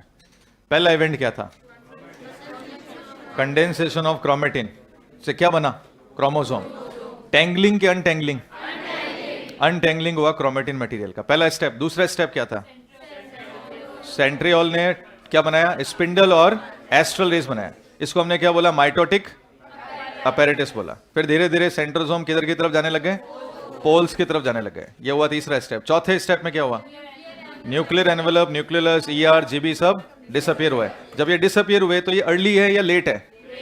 ये लेट वाला। अर्ली में ये चल रहा था, लेट में डिसअपियर हो गए। और that is the mark indication. ये अगर कंप्लीटली डिसइंटीग्रेट हो जाएंगे तो वही मेटाफेज की शुरुआत है।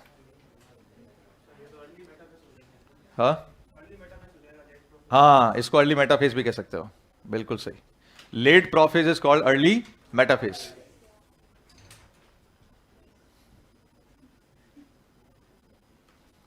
हो गया?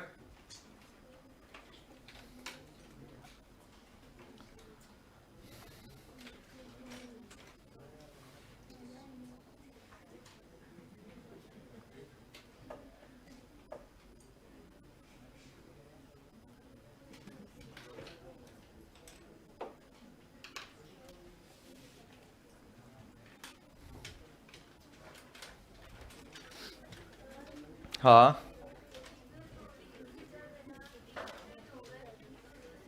कौन से प्रोटीन? Integral protein.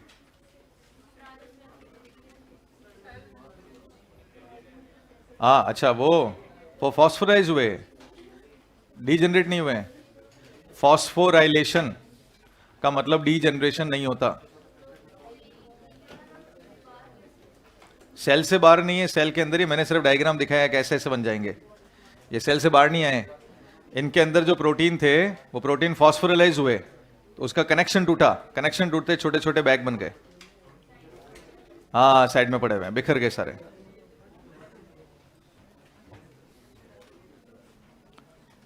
इतना दिमाग पहले कभी लगाया तुम लोगों ने? सच बताओ।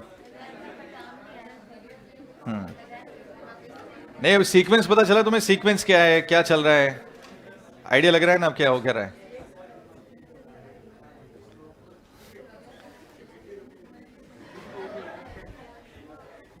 हटा दूं ये? डन?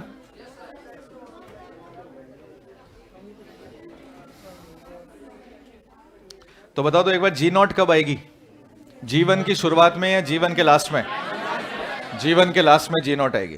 अच्छा, ये जी नॉट में सेल कौन सी जाएगी? जो मैच्योर है या जो ओकेजनली डिवाइड करती है? दोनों। जो मैच्योर है वो भी जाएगी, जो ओकेजनली डिवाइड करती है वो भी जाएगी। लेकिन जो ओकेजनली डिवाइड करती है वो कभी जीवन में आएगी? वापस जीवन में आएगी, फिर एस फेज में जाएगी, क्योंकि चेक पॉइंट उसको सीधा एस फेज में जाने नहीं देगा। डन? चले मेटाफेज की बात करते हैं। मेटाफेज तो क्या बोला मैंने? कंप्लीट डिसइंटीग्रेशन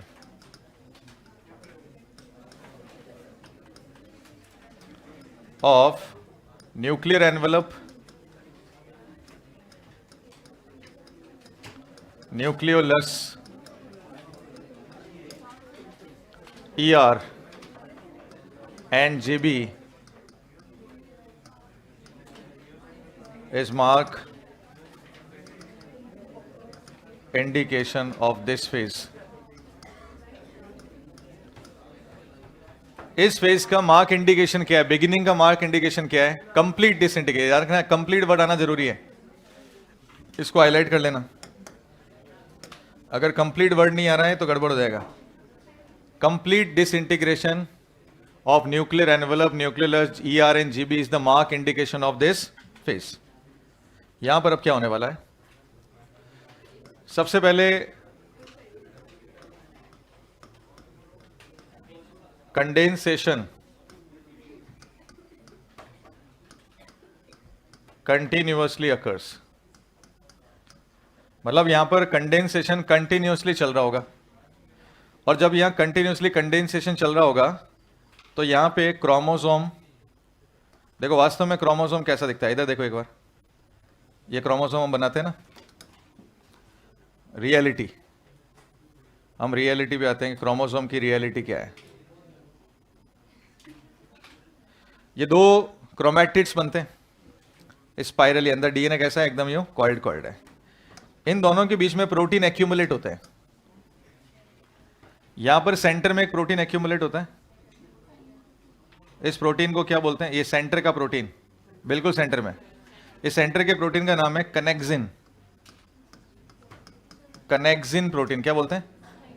लेकिन क्योंकि ये सेंटर में होता है इसलिए नाम है सेंट्रोमियर।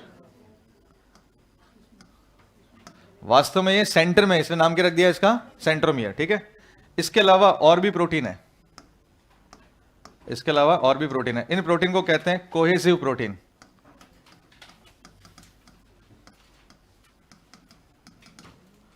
बताओ ये बात समझ रही है क्या? तो मेनली क्या हो गया? कनेक्सिन प्रोटीन कहां दिखाई देगा? मेटाफेज में। कोहेसिव प्रोटीन कहां दिखाई देगा? मेटाफेज में। और इस कनेक्सिन प्रोटीन के दोनों तरफ यहां पर एक प्रोटीन की डिस्क नजर आएगी, जिसको अपन बोलेंगे काइनेटोकोर। काइनेटोकोर वो भी कहां नजर आएगी? यहीं पे।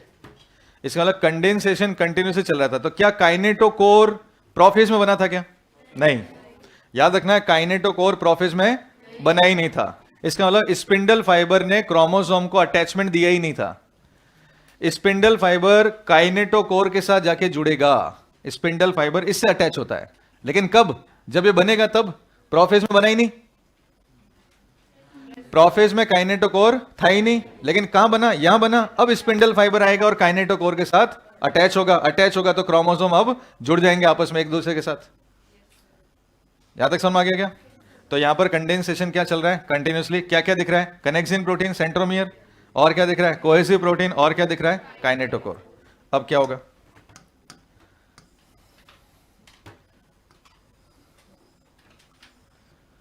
ये सेल, क्योंकि क्रोमोसोम बिखर गए हैं सारे के सारे, न्यूक्लियर एनवेलप डिसअपियर हो गई है, और यहां पर है क्रोमोसोम।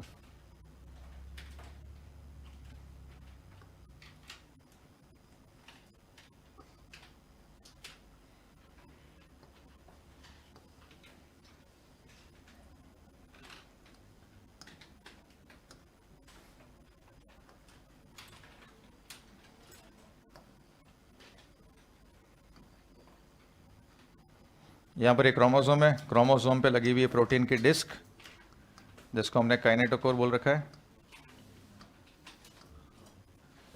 और स्पिंडल फाइबर ने इनको पकड़ रखा है।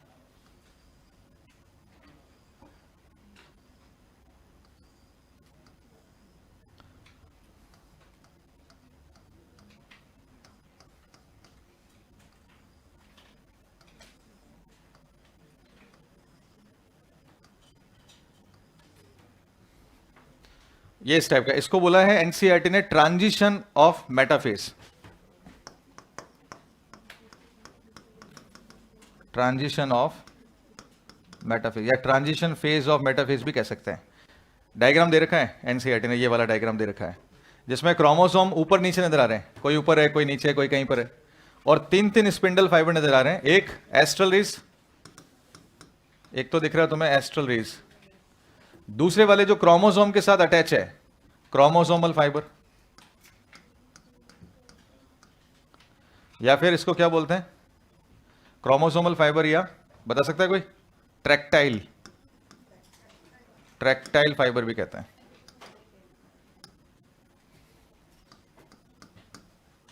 इनको और क्या बोलते हैं, ट्रैक्टाइल फाइबर भी कहते हैं।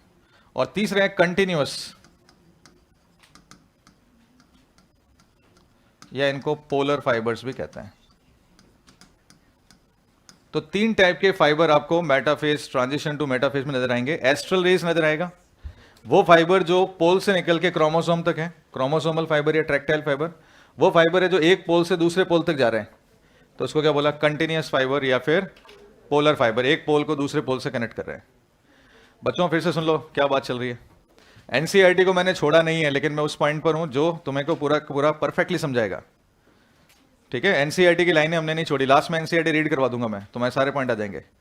तो फिर से बताओ, प्रोफेज के लास्ट में क्या हुआ था, प्रोफेज के लास्ट में डिसअपियर हो रहा था, न्यूक्लियर एनवेलप, न्यूक्लियस, ईआर और जीबी बिखर रहे थे, और जब पूरे बिखर गए तो वही क्या शुरुआत हो गई, मेटाफेज। ये वर्ड मैंने किसको हाईलाइट किया है, कंप्लीट डिसइंटीग्रेशन, ये सब हट गए, पूरे के पूरे हट गए, तो मेटाफेज की शुरुआत हो गई।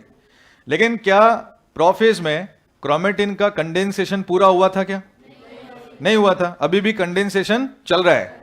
जब कंडेंसेशन चल रहा है तो अब हमको क्या क्या नजर आ रहे हैं, सेंट्रोमीर नजर आ रहा है, कोहेसिव प्रोटीन साथ साथ में चिपके हुए नजर आ रहा है, और ऊपर क्या नजर आ रहा है, काइनेटोकोर। काइनेटोकोर वही प्रोटीन की डिस्क है जिसके ऊपर स्पिंडल अटैच होता है। तो काइनेटोकोर बनने के बाद स्पिंडल जाके उस क्रोमोसोम के ऊपर चिपक गया। पहले कैसा दिख रहा था, अलग ही, ये देखो पहले कैसा था, अलग ही था, पहले कैसा था, अलग ही था, सेपरेट पड़ा हुआ है, कोई अटैचमेंट साइट ही नहीं है। और जैसे ये पूरा बिखरा, इनको साइड दिख गई और साइड दिख गई, अटैच हो गया। ध्यान रखना है, एक तरफ इसके ऊपर पॉजिटिव चार्ज होता है और काइनेटोकोर पे नेगेटिव चार्ज होता है। क्यों काइनेटोकोर के जाके जाके चिपका, because of opposite charge. Microtubule के एक एंड पर पॉजिटिव चार्ज है और काइनेटोकोर के सरफेस पे नेगेटिव चार्ज, उस नेगेटिव ने उस पॉजिटिव को अट्रैक्ट किया, तो जाके माइक्रोट्यूब्यूल काइनेटोकोर से चिपका।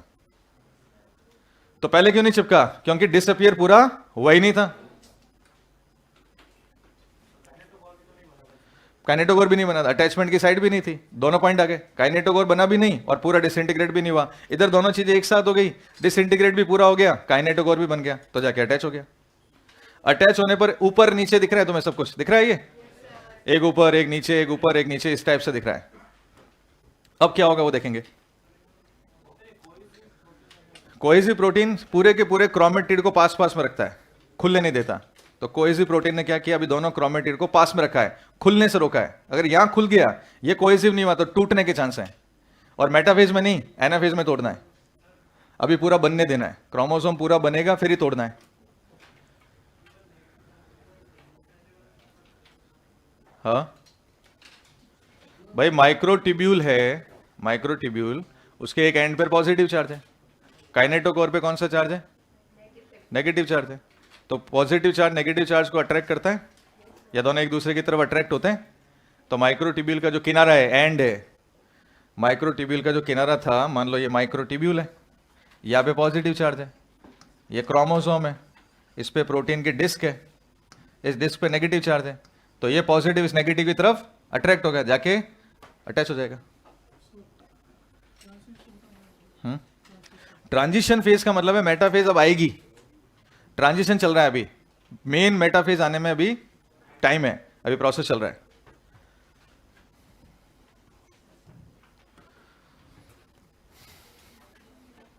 बहुत मुश्किल है नहीं, क्या आसान है, अभी भी कनेक्ट नहीं हुआ चैप्टर। हाँ, पहले की जो धुंधली यादें हैं, मिसिंग चीजें कनेक्ट हो रही है क्या, वो क्या रहा है वास्तव में, क्या चल रहा है।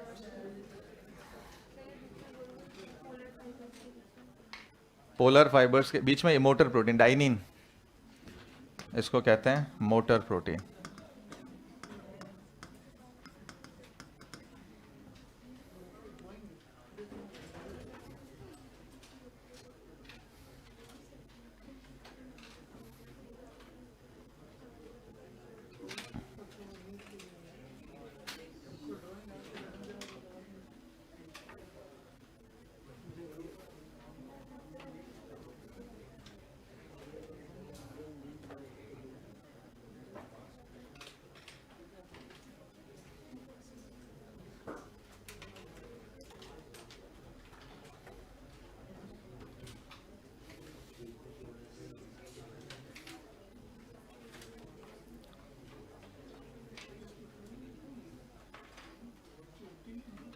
डन।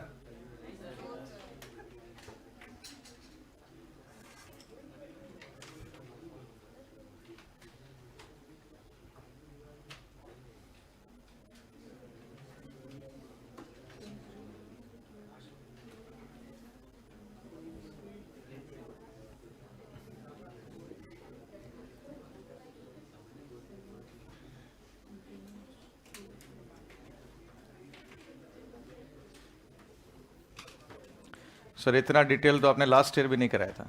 देखिए ये बात सही है कि मैंने पिछले साल इतना डिटेल में नहीं बताया था, लेकिन मुझे एक चीज़ समझ में आ गई कि इन फ्यूचर एआर के क्वेश्चन बढ़ गए तो तुम्हारी सोच बहुत स्ट्रांग होनी चाहिए, उसके लिए क्वेश्चंस कर रहे हैं।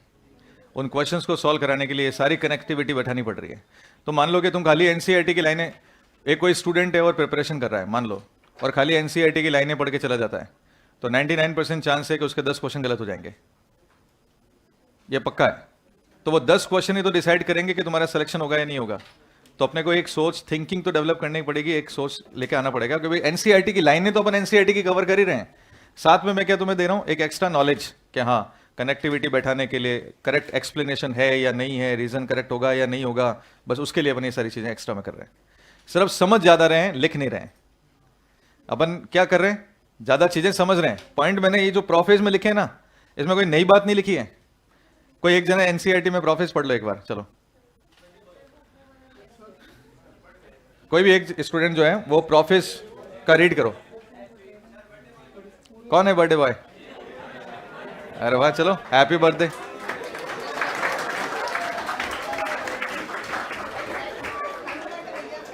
चलिए, गॉड ब्लेस यू। हाँ अच्छा ऐसा है क्या? जबरदस्ती वाला बर्थडे ये तो।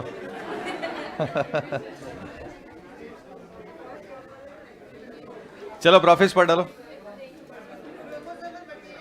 देखिए क्या लिखा है प्रोफेज में, हाँ, chromosomal material, chromatin material condense to form compact mitotic chromosome, यानी क्रोमेटिन मटेरियल कंडेंस हो रहे हैं और माइटोटिक क्रोमोसोम बना रहे हैं। हाँ,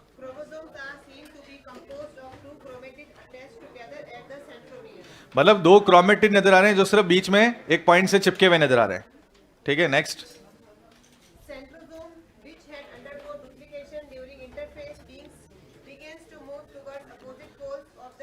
सेंट्रोसोम जिसका डुप्लीकेशन एस फेज में हो गया था, वो अब किधर की तरफ जा रहे हैं? पोल्स की तरफ।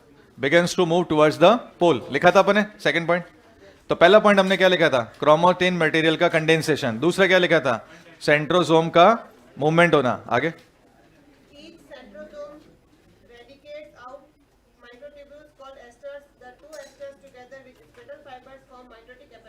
दिख रहा है? दो एस्टर और माइटोटिक स्पिंडल को हमने क्या बोला? Mitotic apparatus. प्रोफेज,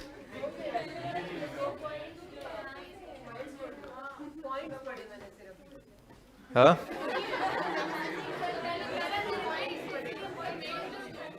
अच्छा ऐसा। मेन सारे पॉइंट तो एक पैराग्राफ ही पढ़ डालो, तुम्हारा क्या जाता है।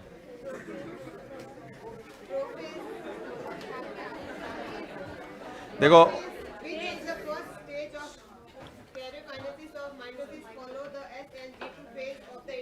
देखो, prophase is the first phase of the karyokinesis. Karyokinesis की पहली फेज ही का नाम क्या है? प्रोफेज, जो किसके बाद में आई है? एस और G2 के बाद आई है। नेक्स्ट।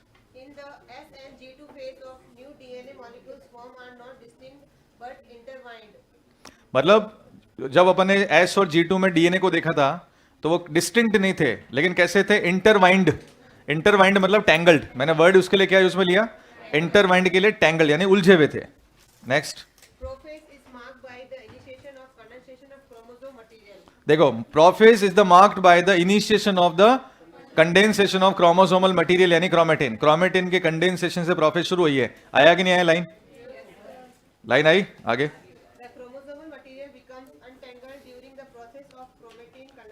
देखो, chromosomal material become untangled during the chromatin condensation. Untangled हुआ, सुलझा, और क्रोमोसोम बना रहा है। आया कि नहीं आई? Line next.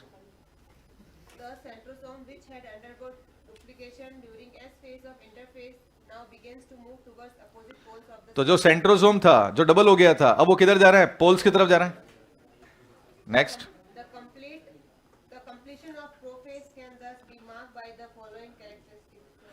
ठीक है, जब कंप्लीशन होगा प्रोफेज तो ये सारे कैरेक्टरिस्टिक आएंगे। क्या? क्रोमोसोम का कंडेंसेशन, सेंट्रोसोम का पोल्स की तरफ मूवमेंट, और लास्ट वाले लाइन बोल दो।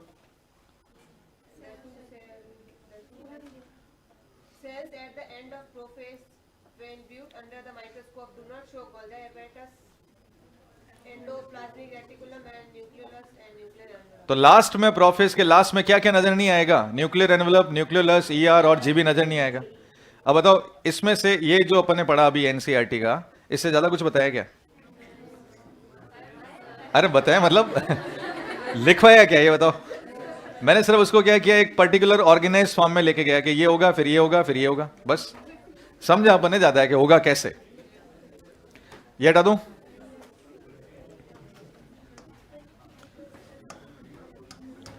अब प्रोफेज में, मेटाफेज में और क्या होने वाला है?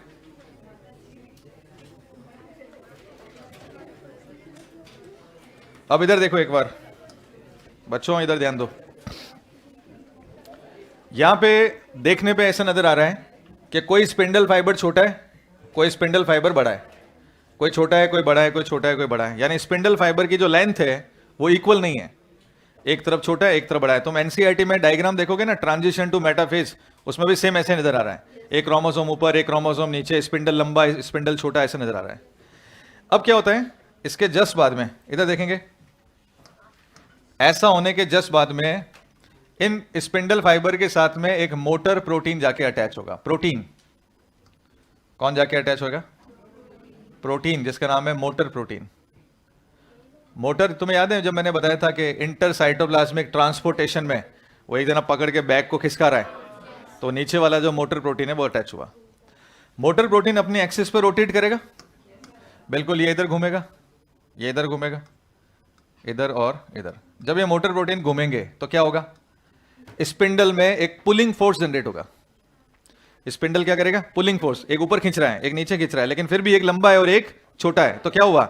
जो लंबा वाला है ना वो टूटेगा, क्योंकि ज्यादा फोर्स लगेगा। हमने पढ़ा है कि जिसकी लेंथ ज्यादा होती है उस पर फोर्स ज्यादा लगता है, जिसकी लेंथ छोटी होती है उस पर फोर्स कम लगता है। एक हैमर लो, जिसकी लकड़ी पीछे से छोटी है और मारने की कोशिश करो, फोर्स कम लगेगा। लंबा लो और मारो, जोर से लगेगी।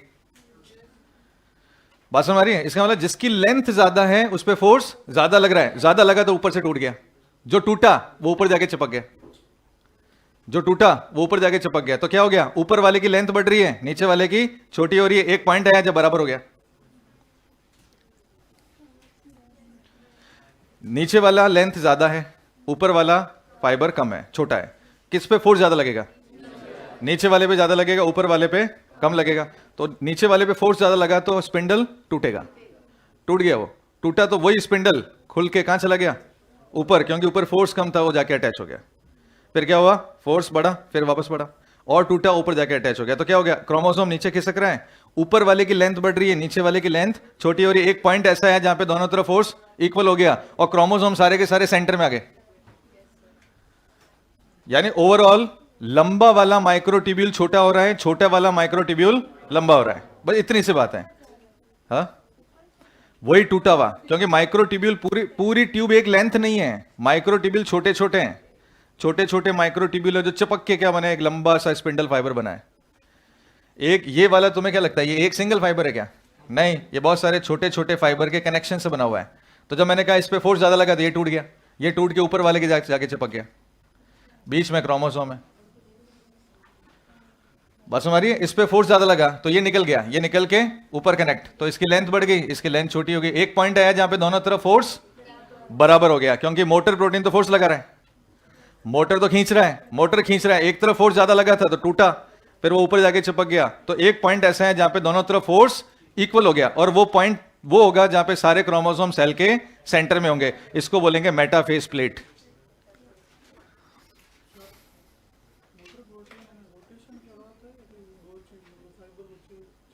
रोटेशन कराता है, ये सब रोटेशन कराने के लिए। इधर पे लंबा, इसको तो इसके बीच में लगा हुआ है मोटर, ये भी घूमेगा, ये वाला मोटर प्रोटीन भी घूमेगा। एक इधर पकड़ रखा है, एक इधर को पकड़ रखा है, ये भी घूमेगा बीच में। तो क्या होगा? श्रिंक करेगा। ये मोटर प्रोटीन घुमा, ये घुमा तो क्या करेगा? श्रिंक। तो क्या होगा, ये दूर दूर जाने होंगे, दूर दूर जाएंगे तो लेंथ बढ़ेगी, क्रोमोसोम इजीली टूटेगा। अब इतना डिटेल में मत जाओ, मैं बहुत सारी चीजें बता सकता हूं, ठीक है, मेरी लिमिट नहीं है, लेकिन तुम ये ध्यान रखो कि मैंने क्या बोला है।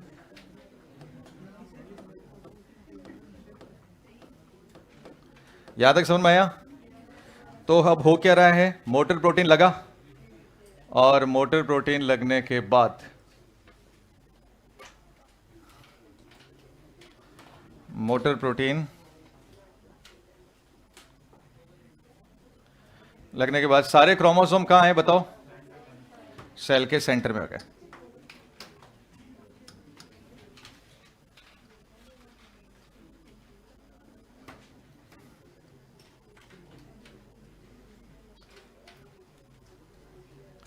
सारे क्रोमोसोम आ गए सेल के सेंटर में।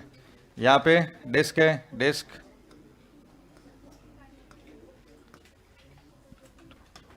और ये फाइबर जाके अटैच हो गया।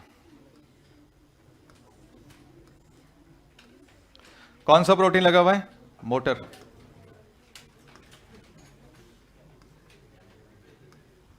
इस मोटर प्रोटीन के फोर्स की वजह से सारे काम हुआ। अब मैंने इसको क्या बोला? Metaphase plate.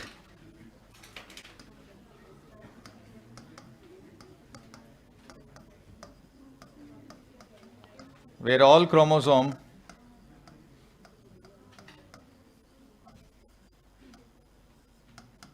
lying in center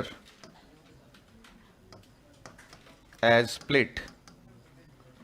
और अभी खत्म नहीं हुआ है ना ये, लास्ट लाइन। अब क्या होगा? अब एक प्रोटीन आएगा, एक एंजाइम आएगा जिसका नाम है कोहेसिव डाइजेस्टिव एंजाइम। कौन आएगा? Cohesive digestive enzyme. जो तुम्हें याद है कोहेसिव प्रोटीन, वो कोहेसिव प्रोटीन होगा डाइजेस्ट। और जैसे ही कोहेसिव प्रोटीन डाइजेस्ट होगा, अब क्या होगा?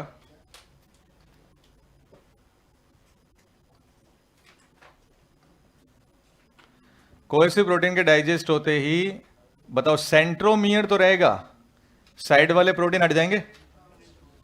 साइड वाले प्रोटीन हटते ही आर्म्स खुल जाएगी, और आर्म्स खुलते ही आर्म्स दिखेगी towards the pole and centromere at centre.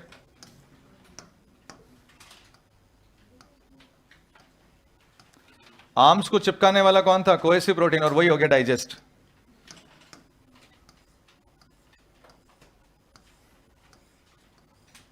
दिख रहा है? नजर आ रहा है क्या हो रहा है? इसमें और उसमें फर्क नजर आ रहा है?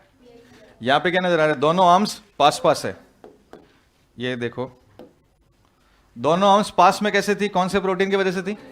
Cohesive protein. जैसे ये सारे के सारे क्रोमोसोम कहां आ गए? सेल के सेंटर में।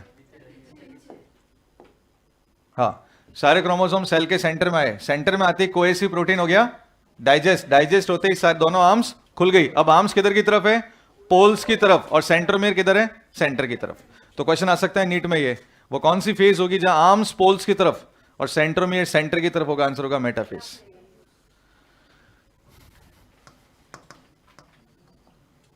Arms at pole side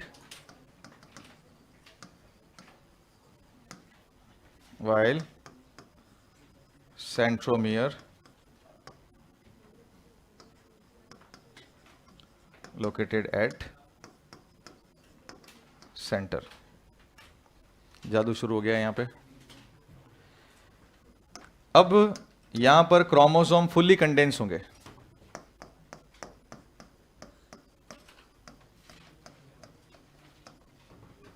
chromosome are fully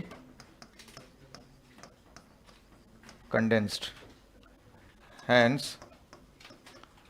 in this phase morphological study of chromosome is possible।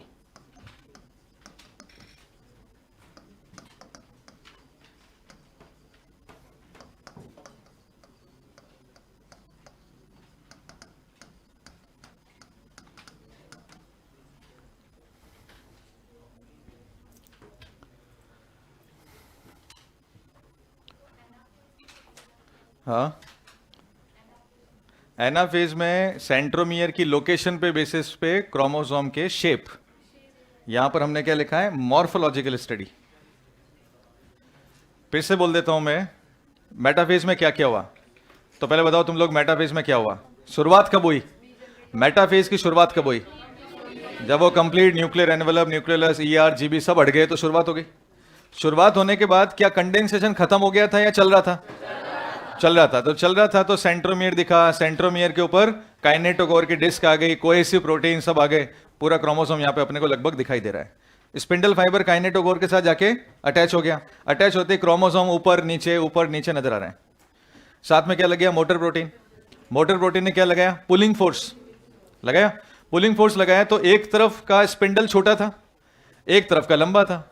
लंबे वाले पे फोर्स ज्यादा लगा तो छोटे छोटे टुकड़े टूटे और वो ऊपर वाले के साथ जाके अटैच हो गए, तो दोनों तरफ के स्पिंडल फाइबर की लेंथ बराबर हो गई। जैसे इक्वल हुई, सारे क्रोमोसोम सेंटर में आ गए। देखो सारे क्रोमोसोम सेंटर पे आ गए, इसी को हमने क्या बोला। और क्योंकि सेंटर में आ गए तो इक्वेटर पे आ गए, इक्वेटोरियल प्लेट। इक्वेटर पे आ गए तो क्या बोल दिया, इक्वेटोरियल प्लेट। जादू चल रहा है यहाँ पे, कुछ लिख रहे हैं कुछ हट रहा है, ठीक है। तो इक्वेटोरियल प्लेट पे आ गए सारे, इसको बोला मैंने मेटाफेज प्लेट। अब क्या हुआ, कौन सा प्रोटीन डाइजेस्ट हो गया, कोहेसिव। कोहेसिव डाइजेस्ट होती, आर्म्स खुल गई। आर्म्स किधर की तरफ, पोल की तरफ, सेंट्रोमियर सेंटर की तरफ, ये नजर आ रहा है। और at last chromosome are fully, chromosome पूरे कंडेंस हैं, तो छोटे और मोटे क्रोमोसोम नजर आ रहे हैं। इसके अलावा आप मॉर्फोलॉजिकल स्टडी कहां करोगे, मेटाफेज में। प्रोफेज में क्यों नहीं करोगे, क्योंकि कंडेंसेशन शुरू हुआ था, खत्म नहीं हुआ था। और एनाफेज में क्यों नहीं करोगे, क्योंकि डिवीजन हो जाएगा, क्योंकि डिवीजन हो जाएगा। तो अगली फेज में डिवीजन हो जाएगा, पहले वाली फेज में बना नहीं, तो स्टडी फेज कौन सी है, मेटाफेज। समझ मारी बात?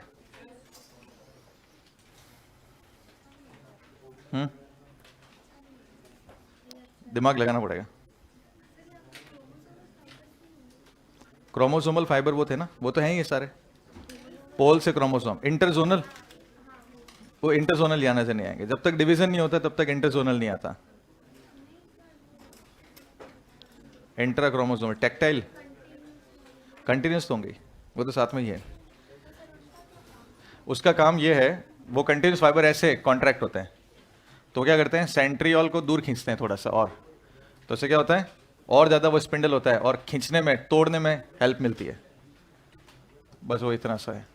तो कंटिन्यूस फाइबर तो आई है। अब बातें बहुत सारी है, जितनी काम की उतनी सारी बता दी मैंने ना।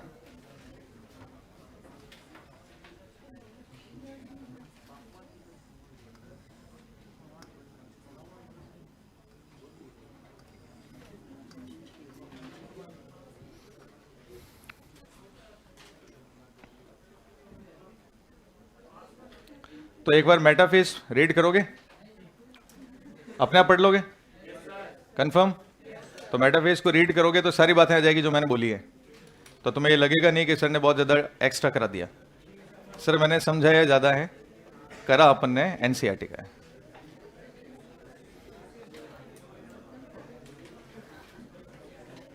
अरे टाइम हो गया,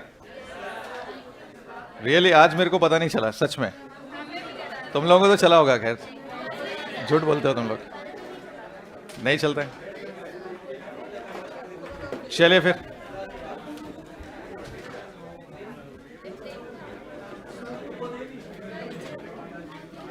चलिए बच्चों, थैंक यू।